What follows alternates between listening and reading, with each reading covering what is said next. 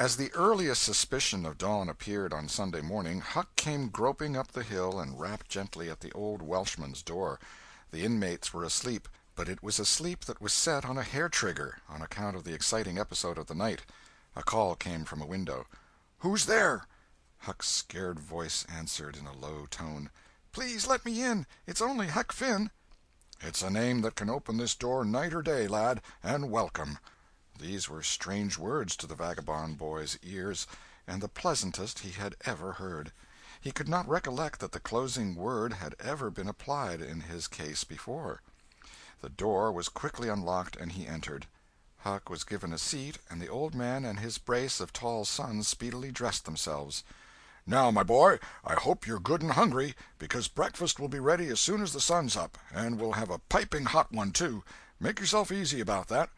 I and the boys hoped you'd turn up and stop here last night." "I was awful scared," said Huck, "and I run. I took out when the pistols went off, and I didn't stop for 3 miles. I've come now because I wanted to know about it, you know, and I come before daylight because I didn't want to run across them devils, even if they was dead." "Well, poor chap, you do look as if you'd had a hard night of it. But there's a bed here for you, when you've had your breakfast. No, they ain't dead, lad. We were sorry enough for that. You see, we knew right where to put our hands on them, by your description, so we crept along on tiptoe till we got within 15 feet of them, dark as a cellar that sumac path was, and just then I found I was going to sneeze. It was the meanest kind of luck. I tried to keep it back, but no use. 'Twas bound to come, and it did come. I was in the lead with my pistol raised, and when the sneeze started, those scoundrels a-rustling to get out of the path, I sung out, 'Fire, boys!' and blazed away at the place where the rustling was. So did the boys, but they were off in a jiffy, those villains, and we after them down through the woods. I judge we never touched them. They fired a shot apiece as they started, but their bullets whizzed by and didn't do us any harm. As soon as we lost the sound of their feet, we quit chasing, and went down and stirred up the constables. They got a posse together and went off to guard the river bank, and as soon as it is light the sheriff and a gang are going to beat up the woods. My boys will be with them presently. I wish we had some sort of description of those rascals. 'Twould help a good deal. But you couldn't see what they were like in the dark, lad, I suppose?" "Oh, yes, I saw them downtown and followed them." "Splendid. Describe them. Describe them, my boy." "One's the old deaf and dumb Spaniard that's been round here once or twice, and t'other's a mean-looking, ragged—" "That's enough, lad. We know the men. Happened on them in the woods back of the widow's one day, and they slunk away. Off with you, boys, and tell the sheriff. Get your breakfast tomorrow morning." The Welshman's sons departed at once. As they were leaving the room, Huck sprang up and exclaimed, "Oh, please don't tell anybody it was me that blowed on them. Oh, please." "All right if you say it, Huck, but you ought to have the credit of what you did." "Oh, no, please don't tell." When the young men were gone, the old Welshman said, "They won't tell, and I won't. But why don't you want it known?" Huck would not explain, further than to say that he already knew too much about one of those men, and would not have the man know that he knew anything against him for the whole world. He would be killed for knowing it, sure. The old man promised secrecy once more, and said, "How did you come to follow these fellows, lad? Were they looking suspicious?" Huck was silent while he framed a duly cautious reply. Then he said, "Well, you see, I'm a kind of a hard lot, least everybody says so, and I don't see nothing agin it, and sometimes I can't sleep much on accounts of thinking about it and sort of trying to strike out a new way of doing. That was the way it was last night. I couldn't sleep, and so I come along up street 'bout midnight, a-turning it all over, and when I got to that old shackly brick store by the Temperance Tavern, I backed up agin the wall to have another think. Well, just then along comes these two chaps slipping along close by me, with something under their arm, and I reckoned they'd stole it. One was a-smoking, and t'other one wanted a light, so they stopped right before me, and the cigars lit up their faces, and I see that the big one was the deaf and dumb Spaniard, by his white whiskers and the patch on his eye, and t'other one was a rusty, ragged-looking devil." "Could you see the rags by the light of the cigars?" This staggered Huck for a moment. Then he said, "Well, I don't know, but somehow it seems as if I did." "Then they went on, and you—" "Follered them, yes. That was it. I wanted to see what was up. They sneaked along so. I dogged 'em to the widder's stile, and stood in the dark and heard the ragged one beg for the widder. and the Spaniards swear he'd spile her looks, just as I told you, and you're too—" "What? The deaf and dumb man said all that?" Huck had made another terrible mistake. He was trying his best to keep the old man from getting the faintest hint of who the Spaniard might be, and yet his tongue seemed determined to get him into trouble in spite of all he could do. He made several efforts to creep out of his scrape, but the old man's eye was upon him, and he made blunder after blunder. Presently the Welshman said: "My boy, don't be afraid of me. I wouldn't hurt a hair of your head for all the world. No, I'd protect you. I'd protect you. This Spaniard is not deaf and dumb. You've let that slip without intending it. You can't cover that up now. You know something about that Spaniard that you want to keep dark. Now trust me. Tell me what it is, and trust me. I won't betray you." Huck looked into the old man's honest eyes a moment, then bent over and whispered in his ear: "'Tain't a Spaniard. It's Injun Joe." The Welshman almost jumped out of his chair. In a moment he said: "It's all plain enough now. When you talked about notching ears and slitting noses, I judged that was your own embellishment, because white men don't take that sort of revenge. But an Injun, that's a different matter altogether." During breakfast the talk went on, and in the course of it the old man said that the last thing which he and his sons had done, before going to bed, was to get a lantern and examine the stile and its vicinity for marks of blood. They found none, but captured a bulky bundle of what? If the words had been lightning they could not have leapt with a more stunning suddenness from Huck's blanched lips. His eyes were staring wide now, and his breath suspended, waiting for the answer. The Welshman started, stared in return 3 seconds, 5 seconds, 10, then replied: "Of burglars' tools. Why, what's the matter with you?" Huck sank back, panting gently but deeply, unutterably grateful. The Welshman eyed him gravely, curiously, and presently said: "Yes, burglars' tools. That appears to relieve you a good deal. But what did give you that turn? What were you expecting we'd found?" Huck was in a close place. The inquiring eye was upon him. He would have given anything for material for a plausible answer. Nothing suggested itself. The inquiring eye was boring deeper and deeper. A senseless reply offered. There was no time to weigh it. So, at a venture, he uttered it, feebly: "Sunday school books, maybe?" Poor Huck was too distressed to smile, but the old man laughed loud and joyously, shook up the details of his anatomy from head to foot, and ended by saying that such a laugh was money in a man's pocket, because it cut down the doctor's bills like everything. Then he added: "Poor old chap, you're white and jaded. You ain't well a bit. No wonder you're a little flighty and off your balance. But you'll come out of it. Rest and sleep will catch you up all right, I hope." Huck was irritated to think he had been such a goose and betrayed such a suspicious excitement, for he had dropped the idea that the parcel brought from the tavern was the treasure as soon as he had heard the talk at the widow's stile. He had only thought it was not the treasure, however; he had not known that it wasn't, and so the suggestion of a captured bundle was too much for his self-possession. But on the whole he felt glad the little episode had happened, for now he knew beyond all question that that bundle was not the bundle, and so his mind was at rest and exceedingly comfortable.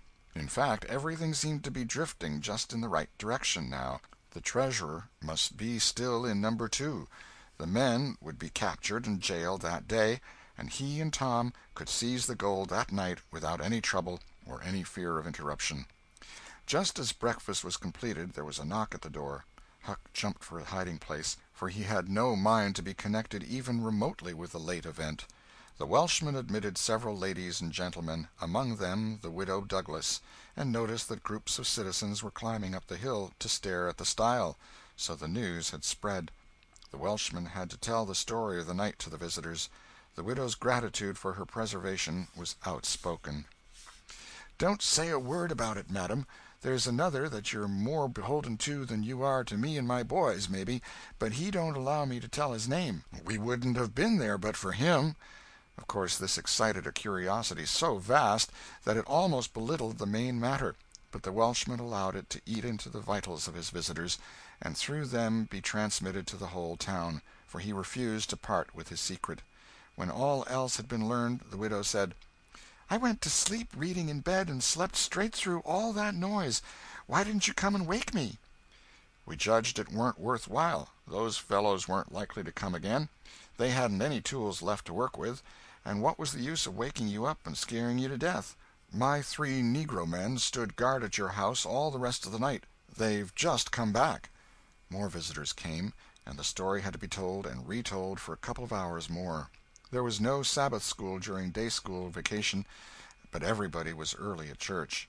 The stirring event was well canvassed. News came that not a sign of the 2 villains had been yet discovered. When the sermon was finished, Judge Thatcher's wife dropped alongside of Mrs. Harper as she moved down the aisle with the crowd, and said, "Is my Becky going to sleep all day? I just expected she would be tired to death." "Your Becky?" "Yes," with a startled look. "Didn't she stay with you last night?" "Why, no." Mrs. Thatcher turned pale and sank into a pew, just as Aunt Polly, talking briskly with a friend, passed by. Aunt Polly said, "Good morning, Mrs. Thatcher. Good morning, Mrs. Harper. I've got a boy that's turned up missing. I reckon my Tom stayed at your house last night, one of you, and now he's afraid to come to church. I've got to settle with him." Mrs. Thatcher shook her head feebly and turned paler than ever. "He didn't stay with us," said Mrs. Harper, beginning to look uneasy. A marked anxiety came into Aunt Polly's face. "Joe Harper, have you seen my Tom this morning?" "No, ma'am."